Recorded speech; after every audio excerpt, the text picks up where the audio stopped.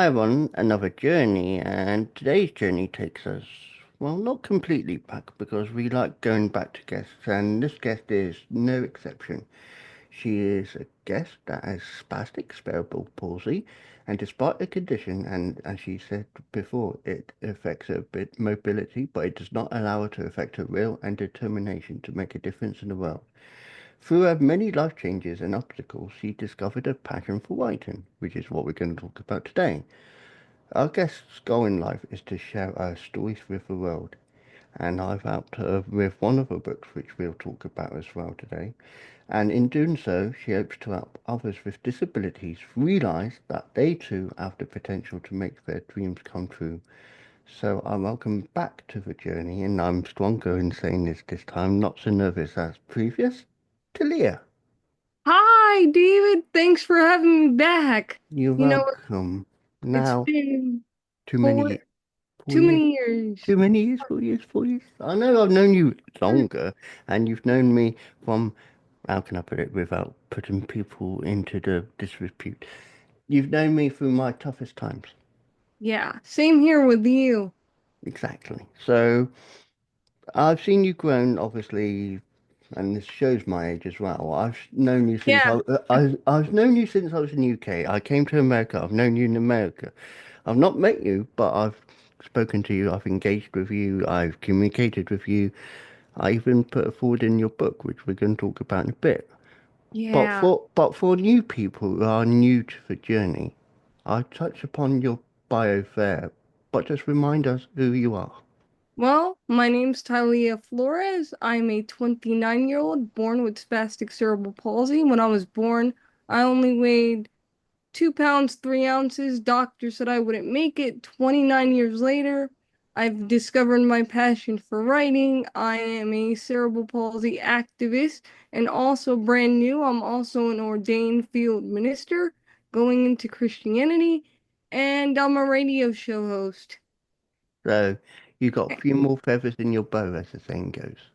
Yes. And I'm also an Amazon bestseller now. So, That is good, and I like to hear that progress. And when I do catch up with guests, friends, not family much, but friends more so, it's like to hear the growth. And you said in the space of 4 years, and I've seen the growth in 4 years, and even before that.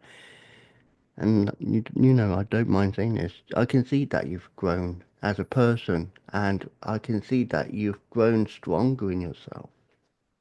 thank you. Thank you.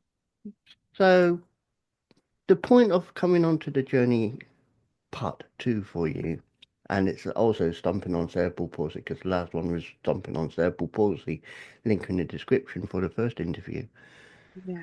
Tell us about your journey about writing books. What inspired you to write books?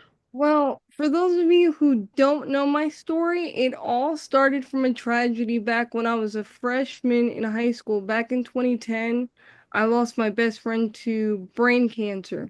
And in order to channel my grief, started writing one day. After going to Barnes and Noble and getting a Frappuccino, I had a daydream that I was signing books, but I didn't know what kind. I went home, I opened up my MacBook Pro that was featured in the video that I went viral in. 14-year-old girl goes crazy over a MacBook Pro, and I wrote the first sentence to James Ticking Time Bomb. Hey, see that kid over there? And the rest was history. Yeah. And obviously, I, read some of your books, and, you know, you asked me last year to write it forward for one of your books that was coming out. I think it was just before Christmas, which I did. Yes, And just, the inspiration how you write, you write so vividly. And, I know authors, I know poets, and you're up there where you can write freely who you want to be, and that's the best way I feel like as an author stroke poet, myself, and who I can relate to is to be yourself. exactly. And like this is what I always tell people. They're like, "How do you come up with so many book ideas? How do you, how do you do that creatively?" And I'm like, you just have to go through experience and really look back at your life and what would you want to have read back then? And how would you want a book to represent yourself and your feelings back then? Because nowadays, back in my day, we didn't have disability representation in movies and books like we do today. It was very rare. So I always try to keep that in mind with every book that I write and life experience, man. Yeah, I agree. And you touch upon it in such a way that you were right when I was growing up, because I am a teeny bit older. It's just the fact that, representation of disabilities was often frowned upon. If you did see it, it was like a glimpse of a It was it short was scene. it was like a negative thing. Oh, feel self-pity for this character or this person in this magazine because they have a disability. And one of the times that I could think about, not in my childhood, but in my mom's era, she sends me a video of a Johnson and Johnson commercial of kids with disabilities Mm. writing their stories, and the commercial says help the retarded kids today, and I was like, oh my word, we've So, came so far since then. yeah, and do you feel like the stigma is not as bad as it was? Because stigmatism in anyone who's got disabilities is obviously high. If you are, in certain generations, the stigma of being disabled is like you're awkward, you're different, I don't want to associate with you. Do you feel like you got more friends now because of you raising awareness for yourself? Uh-huh. I feel that way 110%, but I also feel like it's worse in a sense of they don't allow, like I had to go through the internalized ableism journey to realize that it's okay for me to be disabled, and it was okay for me to define myself as a disabled woman born with cerebral palsy. And what I mean by that is they shun upon you in the disability community if you don't want to call yourself disabled yet and you just want to go by a different alternative word like special needs Yeah. or you have different abilities, you're shunned upon. Mm. I And what I and get one that. of and one of the examples I could say to that, I came out with the children's book called Larry the Disabled Bear. And there was a lot of schools that wouldn't read it to kids because they said this promotes internalized ableism. All because I named the book Larry, the dis the differently abled bear, and I didn't use the word disabled. But there were some schools who did pick it up and who did read it. So, It's just madness, and it's difficult from my perspective because I have to remain impartial and neutral in how I word things. But it is that element of, people being damning and yeah, damaging, and certain people within. that we don't need to damage them, and like that was like I was taking a class for volunteer fighter fighting. I had to get my certification to like help volunteer with disabilities, and they're like, Miss Flores, you can't use the word handicap anymore, you can't use the word special needs anymore, you have to say this person's in a wheelchair, relies on a wheelchair, and wheelchair bound is not even allowed, and the word crazy is not even allowed. And I have the same issue with editors when I like do my editing process. We all have to go through the same thing, and we have to be extra cautious now because if not, they'll cancel you out. Yeah, and It, then it, it just alienates you in such a way. Yeah. And I'm like, well, you guys sit here and promote to say we all support each other with disabilities, but when somebody words something in a different narrative that you should appreciate because of what I went through with internalized ableism and having to accept that part of society, that is the reason why kids today do have the representation and we have the Disability Pride Month and we have all these abilities to write about disabilities. Think about that. Yeah, exactly. I agree totally on that. So. your book, which I put a forward in, I know it's a sweet romantic novel, and I know most men like me were like romantic. Well, Yeah, yeah. but tell us about the book, because Well, I can go into it. Go ahead, so continue. I'm sorry. so it's just I was. You didn't give me much to go on. You just told me, obviously, the brief of it's going to be called this. I want you to put a forward to it. I was thinking, what should I put? Because is it going to be a serious book? Is it going to be a funny book? Oh, Obviously, that obviously, forwards are generically suitable for any of your book, I think. So if my forward was to go in another book, it will go in that book. I get that. yeah, yeah, and I should have given you more detail on it, but you know what they say, when an author's writing, it's kept a secret. So finding Austin was based off of, yes, my fiance inspired me to write the book, but the representation in the character of Austin was based on me and growing up with cerebral palsy and having ADHD, and by the time I was in high school, teachers deemed me a troubled child, and I didn't really have a lot of friends. And the inspiration behind Caleb being African American and adopted into a white family after foster care comes from kids that really go through that and feel empty and feel like they don't have a place and feel like they're misplaced because of their life circumstances. So when Keela and Austin come together, they feel like they found their purpose in life and they're missing piece. Yeah, and it's always that missing piece that connects people. It's like I was told you before, and you know about my life. I thought I found a missing piece. Sadly, that missing piece got disconnected. I've moved on now in such a way that I found my hopefully, and I know she'll tell me off for saying this.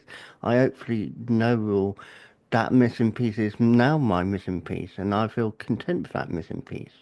Yeah, everybody has a different missing piece to life. It doesn't have to be a romantic interest or for whatever reason, but there's always going to be someone out there that makes an impact on your life that makes you feel complete. And that's the message that I was trying to get. Because a lot of the times when you're like myself and you went through bullying, you suffer from self-esteem issues even into your adulthood. It's wild to me. Yeah, Like even into your adulthood, and that's the message that I want to spread, that not everybody's going to judge you based on your appearance or the struggles that you go through. Everybody in the world connects in some way. You just have to find the right friend. yeah, I understand. So going into your church work, because you now part of a church, do you find your church work rewarding as much as your writing?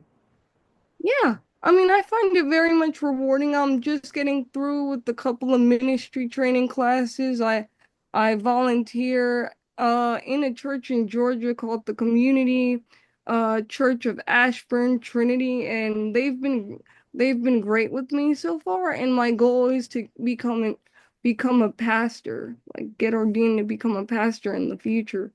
Yeah, Because in my earlier years, I struggled with my relationship with Christ because one day I decided when I was 10 years old that I had to use the bathroom during CCD classes, which for those of you who aren't like familiar with religion or aren't into religion, those are classes that kids need to take past the age of 10 if they're not baptized yet in order to get baptized within the Catholic religion. So one day I decided that I had to go to the bathroom. My mom wasn't around to pick me up, so my two nun teachers decided to take me to the bathroom. The following week, the Catholic Church called my parents and told them that I was a liability and I was not allowed to attend CCD classes anymore, but I did wind up getting baptized because my great grandmother was a huge influence in the church, and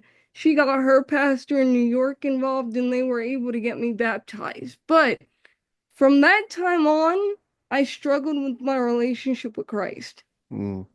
and And I did not feel comfortable considering myself a Catholic. rightfully so, right? Not trying to offend anybody, rightfully so.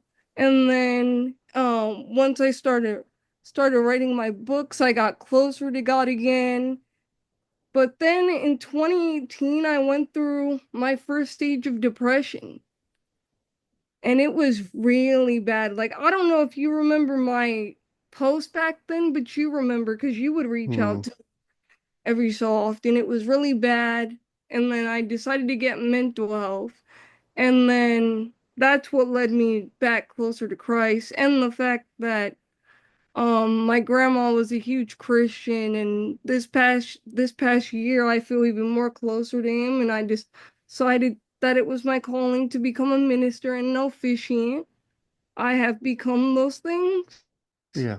but now I'm going into disability ministry, and then I want to finish up my school to be a pastor. So that's where I'm heading to next. I'm also focusing more on writing more about Christianity because I want to go that route. I'm still gonna do stomping on CP.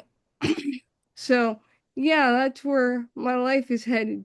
But you touch upon the words you said it yourself. You was in a dark place, and yes, your posts, and I'm not saying this, and I'm not even got anything in reference to say anything about it, but I know it was a very dark place. You was in places that you were very struggling, with a lot of things.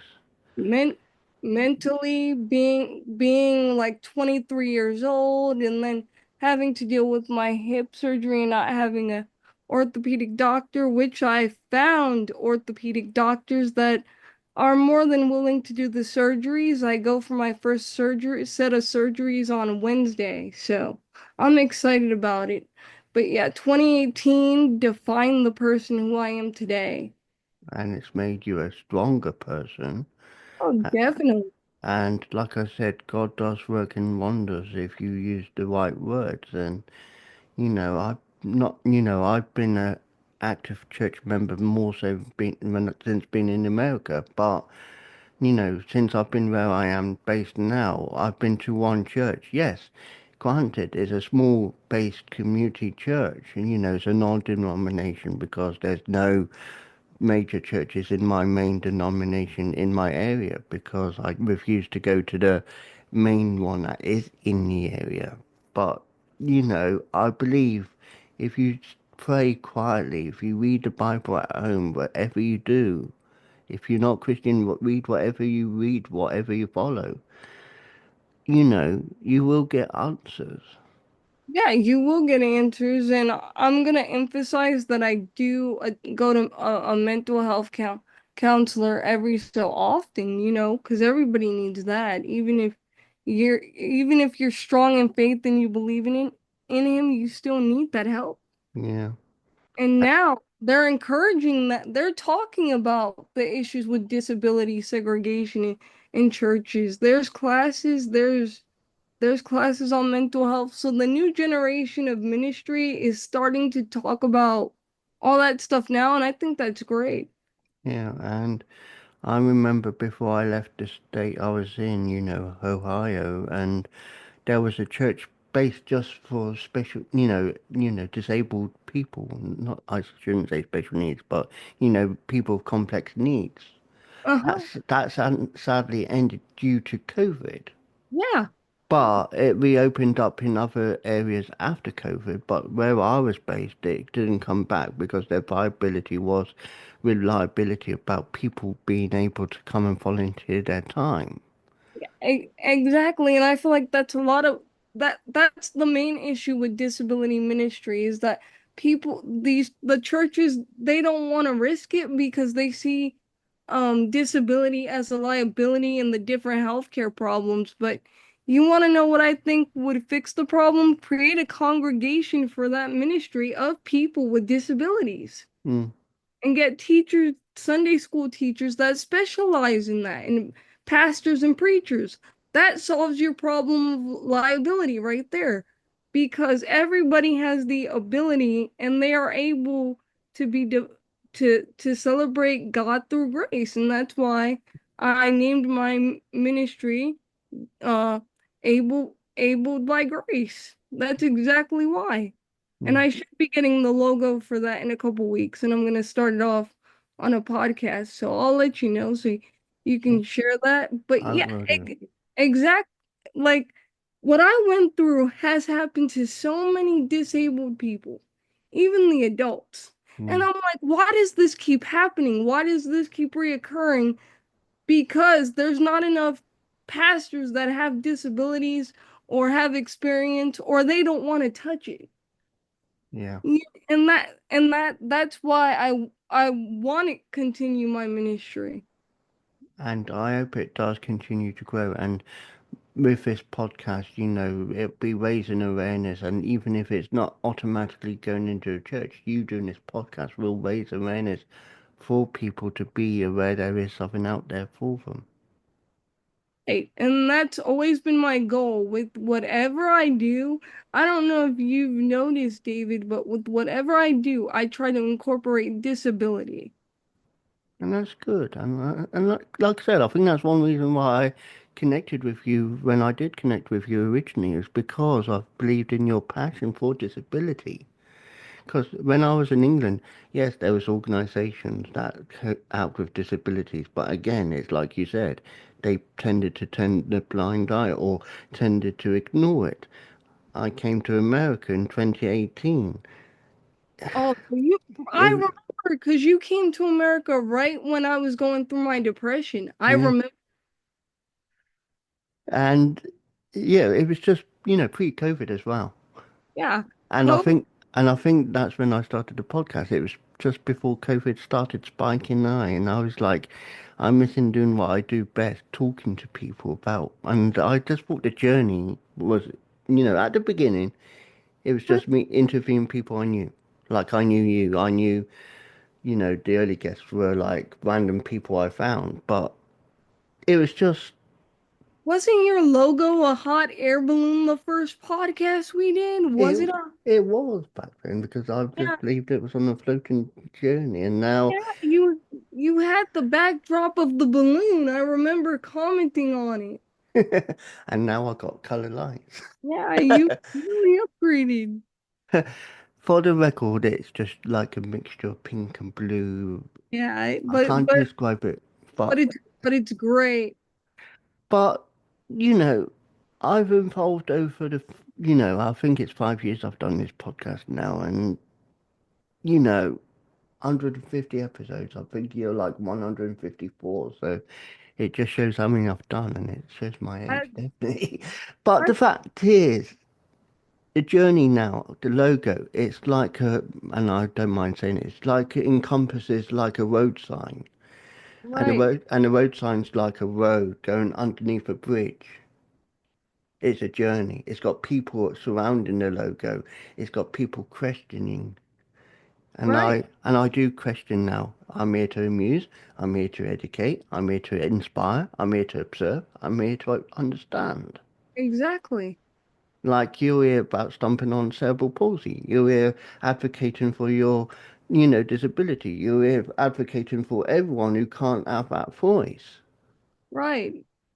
No, That's a passionate person. Like I'm a passionate person about what I believe in. Yes, I talk to various people, and like I said, over 150 people I've spoken to, and some I've like, what, what? But sometimes I have to remain impartial, and that's why I do remain impartial because I think what, but at the same time, I'm listening, I'm understanding, right.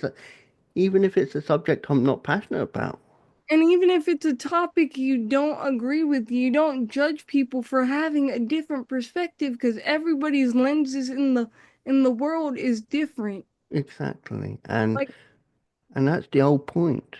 yeah, Ev- that's the whole point. And I feel like people have forgotten that, especially with all, not trying to get too political, but especially with all the events that are happening in this country, I've noticed a divide, even within my own community. And it's to the point where I get sad about it because I'm like, we need to support each other. What are we doing dividing ourselves based on who has more followers, who believes in what, who cares about who has many followers on TikTok? or Facebook or Instagram or X. Who cares? Yeah, exactly. It's just madness, and you touch upon it in such a unique way that I don't have to remind you it's a political free zone, but it is right. It's not about this, it's not about that, it's not about in the middle. It's about, yes, you get the diversions on the journey, Yeah, but at the same time, if everyone understands the common ground of understanding one another,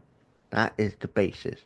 yeah, That's what makes a fair democracy, in my opinion, without fighting either side. yeah, that's the basis. Like a couple years ago, I was nominated for the Diversability Impact Award. And you want to know why the reason they said I didn't win was because I didn't have enough followers on Facebook to promote their platform. And I was like, are you kidding me? You're gonna base winners on Facebook followers and logistics? Yeah, it's like I don't know. It's like algorithms, but Yeah, that's why I stopped participating in a lot of these speaking events and award shows because they became like MTV's politics. Like Beyonce, how Beyonce got Best Country Artist of the Year in the Country Music Awards. yeah. It didn't surprise me because that was their plan the whole time. It's not about authenticity anymore, David. It's not about being authentically yourself. It's about, oh, what could we do to make our company brand trend or our committee trend? And it shouldn't be that way. And I agree to that totally. It's like I was saying about YouTube, especially YouTube when I first started, it was easy to get monetized. Yeah, And I'm not condoning this because this will go on YouTube, so I've got to be careful how I word this as well. yeah, yeah, yeah. But Please be but the careful. fact is, algorithms are so difficult to reach. And I did a video that was a random short from last year. I made it into a comedy skit where it was like a Jerry Springer show because I had a cat fighting me. It looked like he was punching me, so I did the soundtrack of Jerry, Jerry. Oh That re yeah, that and re that reached 1.1 thousand oh my word. just because I featured the word Jerry Springer. Yeah, just because people associate Jerry Springer with drama, and that's the problem. And that's the problem that I have with writing too. People don't want books that inspire you and educate you. They want drama. Mm. And you So see and you see that on TV as well. yeah, like there's nothing. Pretty much I got rid of my cable. Don't blame me. I I don't watch nothing on regular TV. You want to know what I watch? Repeats of the Andy Griffith Show, the Doris Day Show, Leave It to Beaver, I Love Lucy, The Dukes of Hazzard, Hillbill Hillbillies of Beverly Hills, Little House on the Prairie. What else do I watch? Emergency, Adam 12, Highway Patrol. I watch all that stuff. My friends were like, how do you watch the same episodes over and over again? I'm like, because this was good TV. The stuff you guys watch now is crap. Yeah. And you, like I said, reality TV has put a lot on that emphasis. It's like, why? And it's not even reality TV because the producers stage everything. Yeah, and I discovered that after I interviewed the first time I interviewed, I don't know if you've heard of it. Have you heard of a show called The Circle? Yes, I have. I interviewed a person who was a finalist on the UK Circle. He finished third, and he was talking about the reality of being on the circle. He said it's not about what you see on TV, and I'm using his words because it's how he speaks. Like you don't always see it like that. It's like they come on and tell us we got to be like this, and you got to I be know, like, I know, and it's all fake. And this is the nonsense that people watch. Like even certain, like I don't even watch regular broadcasting news. I watch the independents yeah, in order for me to get my research on what really goes on because the regular news, they'll censor everything. yeah. I've Like seen that. Candace Owens, she's one of my inspirations. As a black woman, she's phenomenal. Mm. Tucker Carlson, fantastic. So shout out fair, but yeah. reality TV, like you said, it's staged, it's fixed in such a way. It's like you see a episode of, I watch a Circle Constant because it's a thing I like just on the basis it's different from Big Brother. But, you know, you see things and you think it's nice and calm, and then it's and it's like, you can tell it's been manufactured to make it sound like it's more dramatic than it's worth. Exactly. And But even in the beginning, you don't think much of it. But when you get told, you do see the little clinks where they actually say, as you get older, because when I was a teenager, I was a reality television buff. Because I used to think, oh, the film crew just comes in and they put a camera in the people's face, and that's their real life. No, these reality television people, they exploit people for their vulnerable moments. And I want to get into another topic of why I left the Mighty Thought catalog and Unwritten, if that's okay, if you we have can, time. you got time. So, as you know, I was a contributor for the Mighty for many, many years. Did advertisement for the Mighty, promoted the Mighty, did all this stuff for the Mighty without a single dime being put into my bank account. And not only that, I was exploiting myself because every time I would go through something traumatic in my life, my first reaction would be, oh, let me go write about this. And these editors, they don't care about the brand of the writer individually. They care about what's going to work for their website Yeah. and how they're going to get revenue. So what they would do was, with the exception of Unwritten, which is the only site that I would say they actually gave a flying they cared about me, like as a writer, personally, emotionally. That's the only site that I would say cared about me as a writer in that way. But the Mighty, as soon as you would go through something, yeah, yeah, yeah, write about it, we'll publish it for you. And they would do it, and for years I thought that was okay, but it started to get to me mentally because I realized, holy cow, they're making all this money off of me. I'm seeing my face on Facebook advertisements and many different websites, and my articles are being shared, but I'm not getting nothing out of it. And then people would Google me, Mm, and people who didn't know me, and they would read all this stuff. Like, I remember back in 2023, I went on a date with this guy, and because we had met in an Griffith Facebook group. So of course he finds out who I am.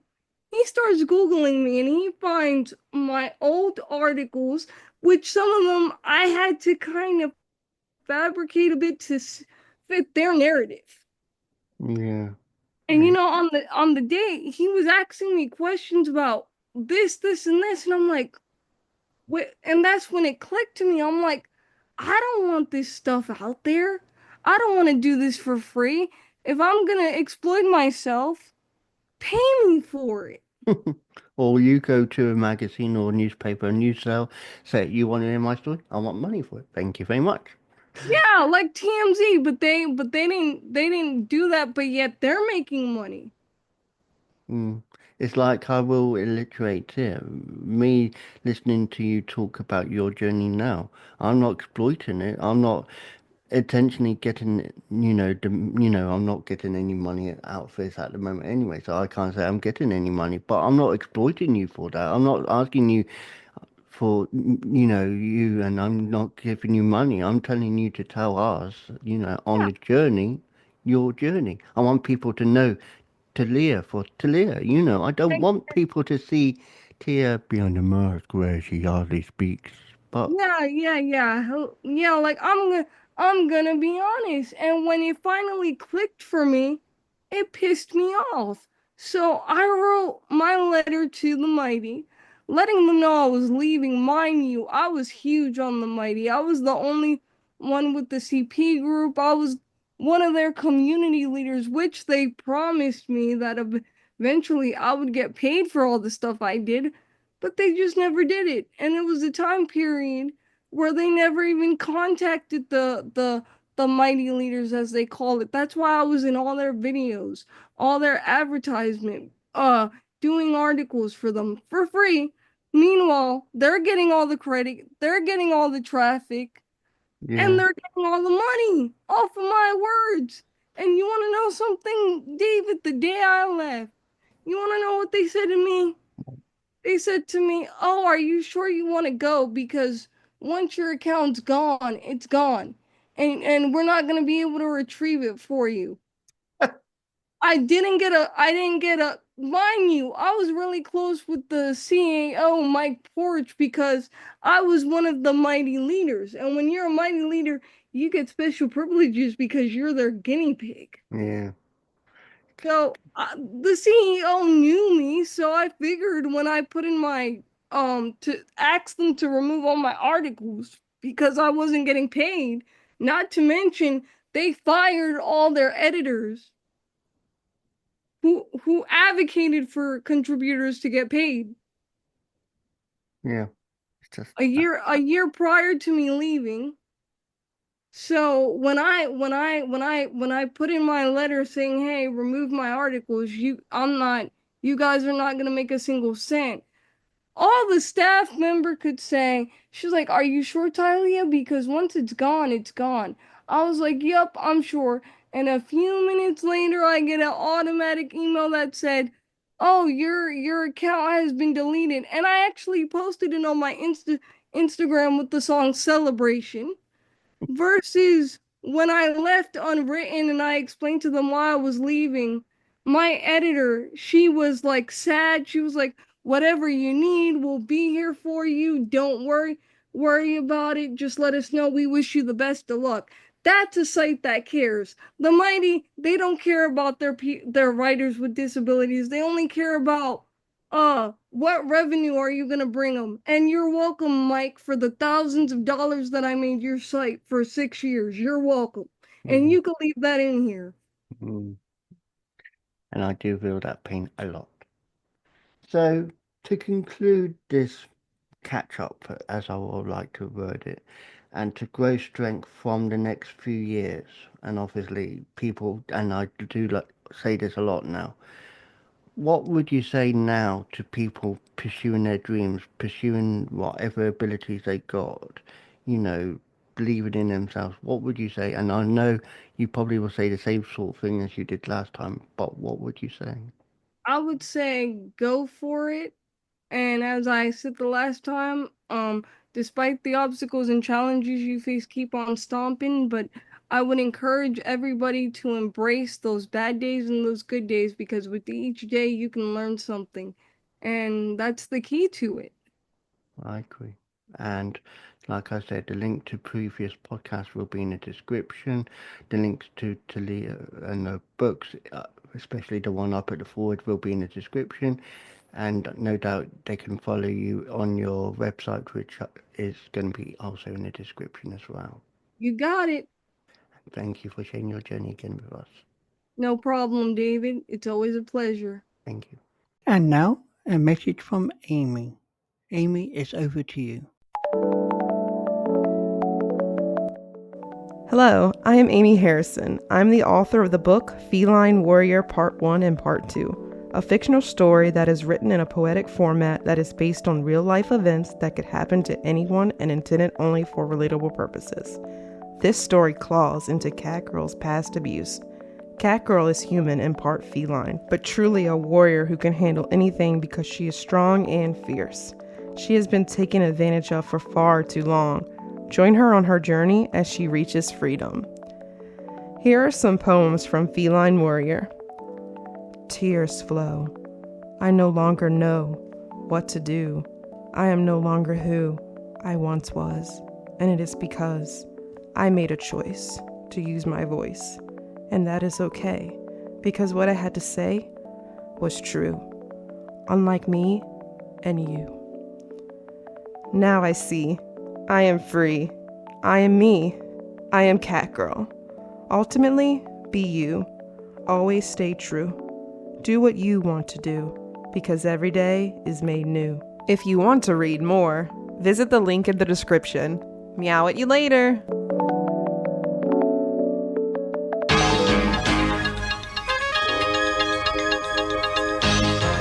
Journey podcast explores stories of personal growth, challenges, and life-changing moments. Each episode dives into unique experiences, offering insights and inspiration for listeners navigating their own paths. I believe everyone has a story worth sharing. If you'd like to share your journey with David and others, email your story to wisewords1983@reborn.com, and it may be featured in a future episode.